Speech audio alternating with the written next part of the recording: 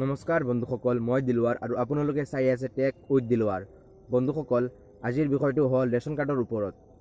বন্ধুসকল, ইতিমধ্যে অসম চৰকাৰে 2,64,00,000 ৰেচন কাৰ্ড কেঞ্চেল কৰিছে বা বেন কৰিছে।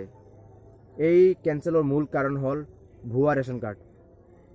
বন্ধুসকল, অসমত থকা বিভিন্ন ৰাজ্যসমূহৰ মানুহে ভুৱা ৰেচন কাৰ্ডৰ সহায়ত বিভিন্ন কুকাৰ্য সম্পন্ন কৰিছে, যাৰ ফলত আমাৰ অসমৰ অৰ্থনীতিটো বেয়াৰ ফালে ঢাল খাইছে।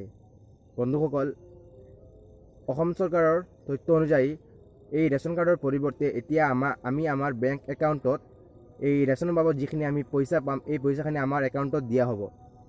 তাৰ ফলত আমি আমাৰ যিখিনি প্ৰয়োজনীয় কাম তাৰ পৰা কৰিব পাৰিম। তো বন্ধুসকল, ইমানেই আজিৰ ভিডিঅ'টো। যদি ভিডিঅ'টো ভাল লাগে আৰু তথ্যখিনি ভাল লাগে তেতিয়া লাইক কৰিব, শ্বেয়াৰ কৰিব আৰু ছাবস্ক্ৰাইব কৰিবলৈ নাপাহৰিব। তো আজি ইমানেই। ধন্যবাদ। লগ পাম আৰু এটা নতুন ভিডিঅ'ৰ সৈতে।